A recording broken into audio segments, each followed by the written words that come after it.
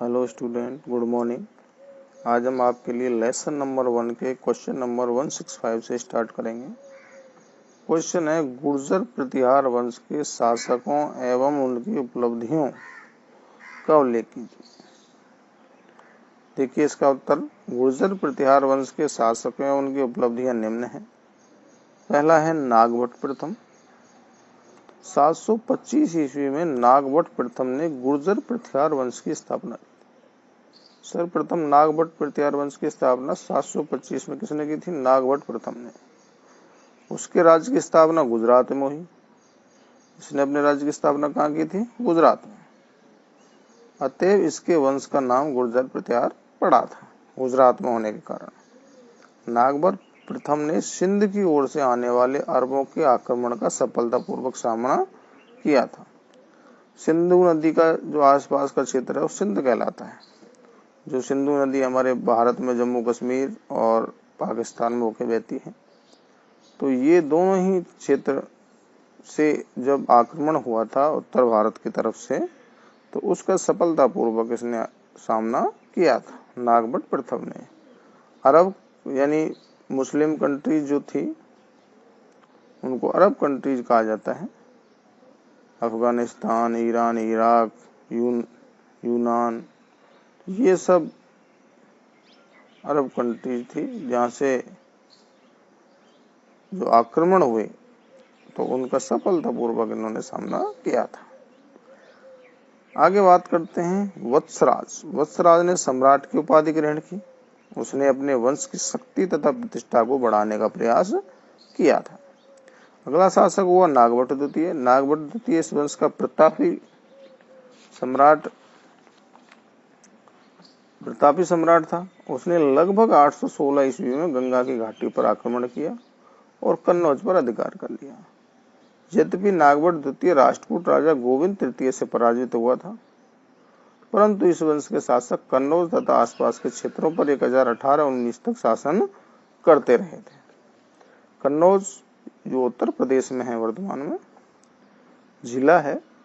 अगला शासक था भोजराज प्रथम, जिसको मिहिर भोज के नाम से भी जाना गया था। मिहिर भोज इस वंश का एक अन्य शक्तिशाली सम्राट था। उसने अनेक विजय प्राप्त की। उसके राज्य में पूर्वी पंजाब, राजपूताना का अधिकांश भाग, वर्तमान उत्तर प्रदेश का अधिकतर भाग, ग्वालियर आदि प्रदेश शामिल थे। अरब यात्री सुलेमान मिहिर भोज के समय भारत आया था। अरब यात्री जो सुलेमान था वो मिहिर भोज के शासनकाल में आया था। महेंद्रपाल, उसने अपने पिता से प्राप्त साम्राज्य को सुरक्षित रखा तथा उसमें कुछ अन्य भाग भी मिलाए। वह विद्वानों का संरक्षक था। उसने दरबार में राजशेखर नाम का कवि रहता था। राजशेखर ने कपूर मंजरी नामक नाटक रचित था। यानी राजशेखर ने कपूर मंजरी नामक नाटक की रचना की थी। अगला शासक था महिपाल व राज्यपाल। महिपाल को राष्ट्रकूट नरेश इंद्र तृतीय से पराजित होना पड़ा था। राष्ट्रकूट वंश के राजा इंद्र तृतीय ने महिपाल को पराजित कर दिया था। महिपाल के समय में गुर्जर प्रतिहार वंश का पतन होने लगा था। तो महिपाल जब युद्ध में हारा तो धीरे धीरे इस वंश का पतन होने लगा था। इसके बाद महमूद गजनबी के आक्रमण के समय कन्नौज का शासक राज्यपाल था। इसके बाद राज्यपाल शासक बना और महमूद गजनबी ने लगभग 17 बार भारत पर आक्रमण किया था। राज्यपाल बिना युद्ध किए ही भाग निकला। महमूद गजनबी के सामने युद्ध ही नहीं कर पाया। इसके बाद कलिंजर के राजा गंड के नेतृत्व में राजपूत शासकों ने कन्नौज के राजा राज्यपाल का वध कर दिया। राजपूत शासक इससे नाराज हुए थे, तो कलिंजर के राजा गंड के नेतृत्व में राजपूत शासक सब एकत्रित हुए और राज्यपाल का उन्होंने क्या कर दिया? वध कर दिया। कन्नौज में गढ़वाल वंश का उद्भव होने पर गुर्जर प्रतिहार वंश का क्या हो गया? अंत हो गया। तो अंतिम जो शासक था गुर्जर प्रतिहार वंश का वो था राज्यपाल। इसके बाद इसका अंत राज्यपाल की मृत्यु के बाद ही हो गया था। आगे है क्वेश्चन नंबर 166, दक्षिण के चोल शासकों के बारे में वर्णन कीजिए। देखिए, चोल राज्य प्राचीन दक्षिणापथ का एक प्रमुख राज्य था। चोल राज्य के निवासी तमिल भाषी थे। अधिकांश कौन सी भाषा बोलते थे? तमिल। चोल वंश के प्रमुख शासक निम्नलिखित थे। पहला करिकाल। करिकाल लगभग 100 ईस्वी में चोल वंश का शासक बना, प्रथम शासक बना था। उसने पुहार पगार नगर की नींव डाली। पुहार और पगार नामक नगर की नींव डाली थी, यानी नगर की स्थापना की थी। सिंघल से लंबे समय तक युद्ध किया। सिंघल जिसका वर्तमान नाम श्रीलंका है, और सिंघल युद्ध बंदियों से कावेरी नदी के किनारे 100 मील लंबे बांध का निर्माण कराया था। कावेरी नदी जो दक्षिण भारत में बहती है, उसके किनारे 100 मील, 1 मील में लगभग 1.6 किलोमीटर होते हैं। तो उसने कावेरी पत्तनम को अपनी राजधानी बनाया था।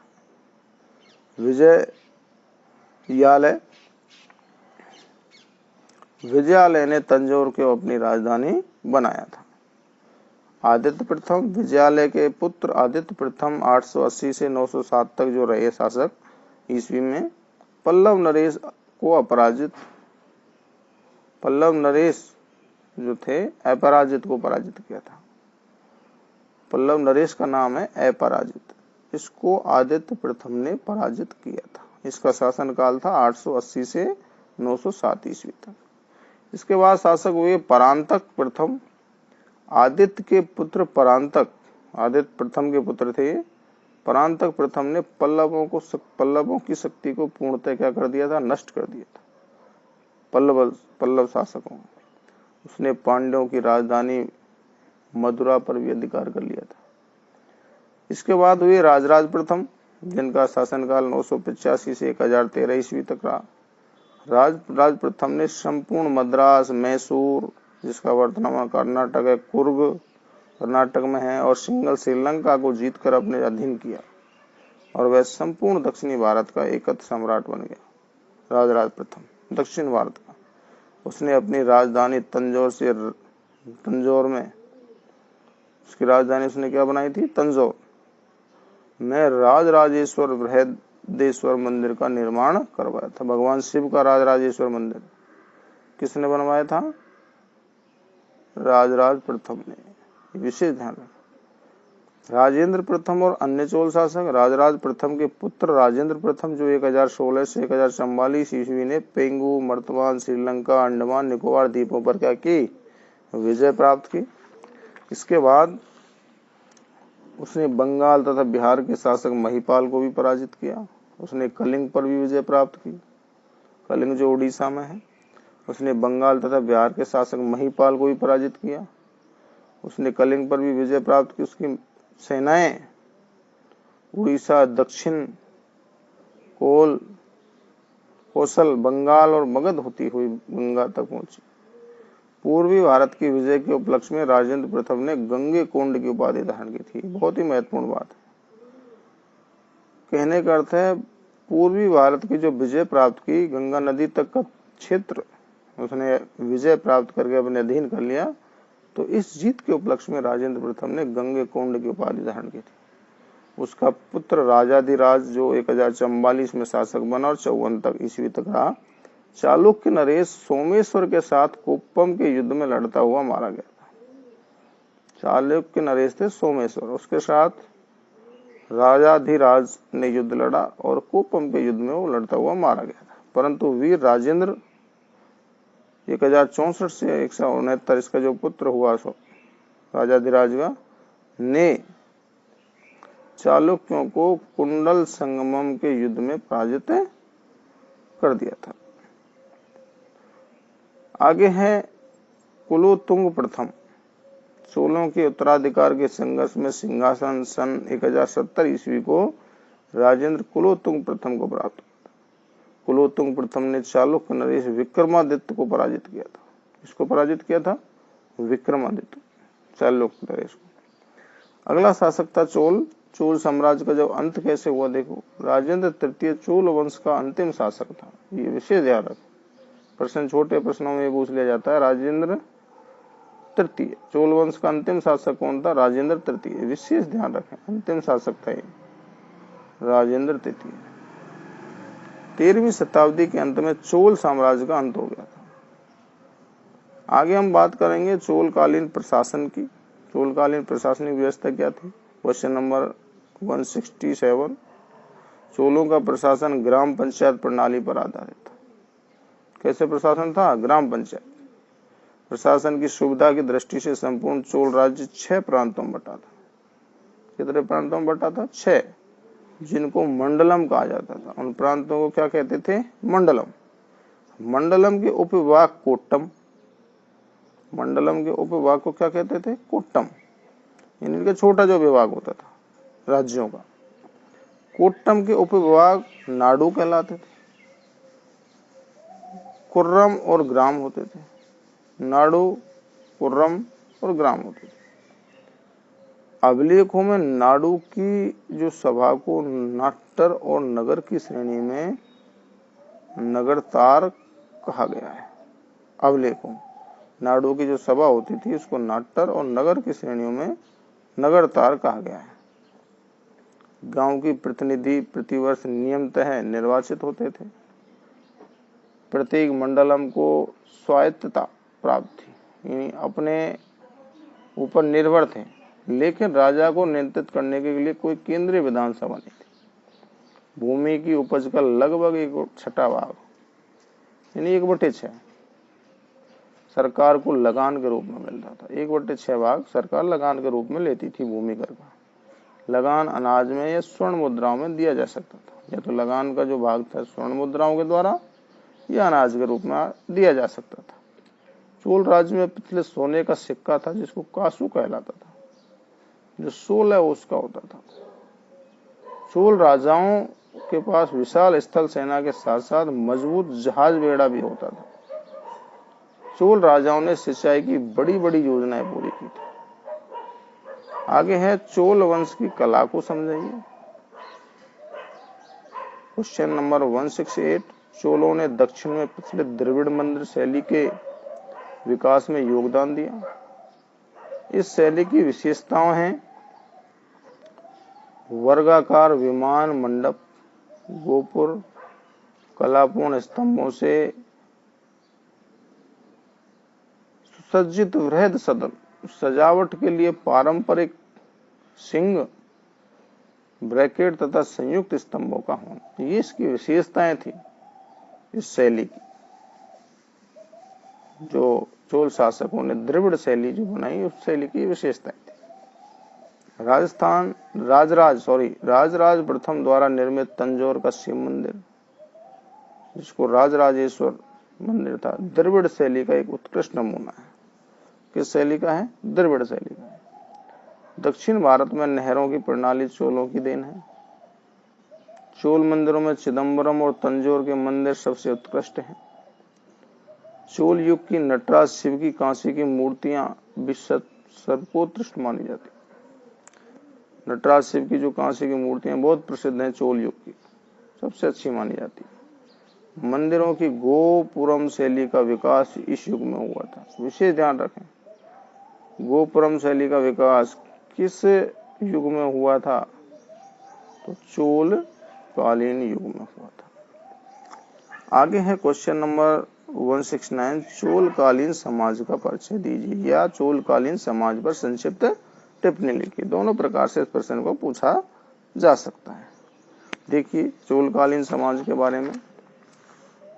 चोल शासक शैव धर्म अनुयायी थे, यानी शैव धर्म को मानने वाले थे। राजाधिराज के लेखों में अश्वमेध यज्ञ का भी उल्लेख है, यानी ये शासक अश्वमेध यज्ञ भी करते थे। समाज में स्त्रियों का सम्मानपूर्ण स्थान था। वे संपत्ति की स्वामिनी होती थी। दास और देवदासी प्रथा भी प्रचलित थी। दास हुआ करते थे, देवदासियां भी हुआ करते थे राजाओं के। समाज ब्राह्मण, क्षत्रिय, वैश्य, शूद्र, हरिजन नामक 4 वर्णों में विभाजित था। इसके अतिरिक्त अनेक मिश्रित उपजातियां भी थी, यानी समाज 4 वर्णों में बंटा हुआ था। उसके अतिरिक्त भी छोटी जातियां, अन्य उपजातियां भी थी।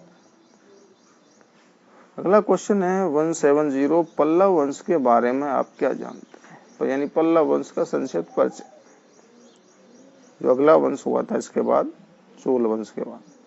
देखिए दक्षिण भारत के पल्लव वंश के शासक अकाट, मद्रास, चित्रनापल्ली तथा तंजौर के शासक आधुनिक जिलों पर राज्य करते थे। पल्लव वंश के जो शासक थे, पहला पल्लव राजा था विष्णुगुप्त। सिंह विष्णु 6ठी शताब्दी ईस्वी के उत्तरार्ध में सिंहासन पर बैठा। प्रमुख पल्लव राजा थे महेंद्र वर्मा प्रथम, नरसिंह वर्मा प्रथम, महेंद्र वर्मा द्वितीय, परमेश्वर वर्मा प्रथम द्वितीय, प्रथम भी था और द्वितीय भी था परमेश्वर वर्मा, नंदी वर्मा प्रथम व द्वितीय तथा अपराजित नरसिंह वर्मा ने 642 ईस्वी में पुलकेशिन द्वितीय को हराया। पल्लव वंश के राजा थे नरसिंह वर्मा, इन्होंने 642 में पुलकेशिन द्वितीय को हराया था। प्रारंभिक पल्लव राजाओं ने महाबलीपुरम नगर की स्थापना की। शुरुआत के जो पल्लव राजा थे उन्होंने कौन से नगर की स्थापना की थी? महाबलीपुरम, तथा अनेक मंदिरों का निर्माण कराया था। किन्होंने? पल्लव वंश के राजाओं ने। तो आज के लिए इतना ही। सभी विद्यार्थी यहाँ तक कोई समझ में नहीं आया हो तो कमेंट बॉक्स में जाके जरूर पूछें और चैनल को लाइक और सब्सक्राइब जरूर करें। थैंक यू, धन्यवाद।